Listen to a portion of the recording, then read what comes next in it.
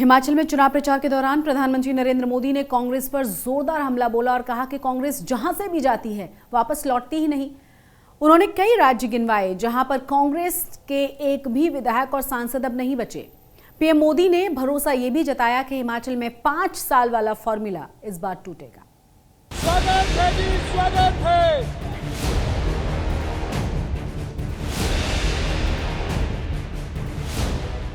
विधानसभा चुनाव की सियासी खींचतान के बीच कांग्रेस के किए इस ट्वीट को देखिए। पोस्टर के जरिए प्रधानमंत्री मोदी पर हमला किया गया है। लिखा है, ये गुजरात, ये वैक्सीन, ये दिन और रात मैंने बनाए हैं। दरअसल कांग्रेस अच्छी तरह जानती है कि दोनों राज्यों में मोदी ही सबसे बड़ी चुनौती है, इसीलिए पार्टी सीधा टारगेट पर निशाना लगा रही है। उधर मोदी कह रहे हैं कि लोग कांग्रेस से इस कदर नाराज हैं, एक बार पार्टी को सत्ता से बाहर कर दिया तो कर दिया। कांग्रेस का इतिहास क्या है और लोगों का कांग्रेस के प्रति गुस्सा कितना है। एक बार सरकार से गई तो फिर उसका वापस लौटना ही मुश्किल होता है। पीएम मोदी ने हिमाचल प्रदेश में चुनाव प्रचार खत्म होने से एक दिन पहले 2 रैलियां की और लोगों से भरोसा लिया कि राज्य की सियासी रवायत टूटेगी, कांग्रेस नहीं आएगी और दोबारा बीजेपी सत्ता में लौटेगी। बार उत्तराखंड के लोगों ने भी पुरानी परंपरा को बदलते हुए बीजेपी को ही दोबारा बिठाया।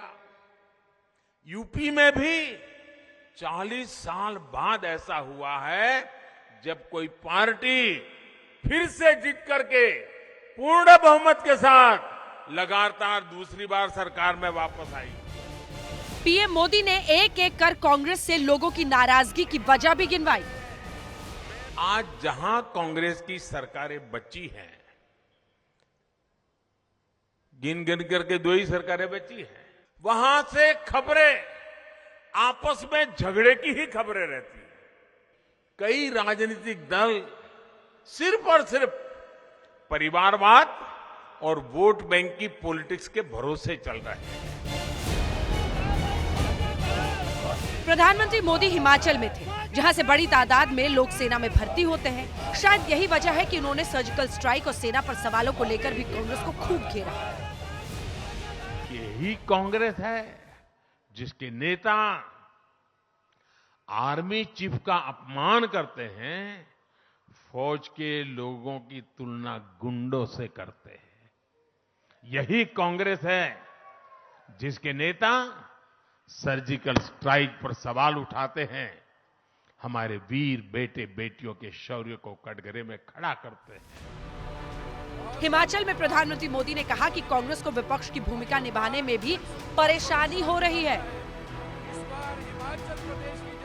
जो विपक्ष तक का काम जिम्मेवारी नहीं से निभा सकते हैं, विपक्ष के नाते आपके सवालों को लेकर के जो हिलते भी नहीं है, वे सरकार में आने के बाद आपके लिए क्या करेंगे भाइयों।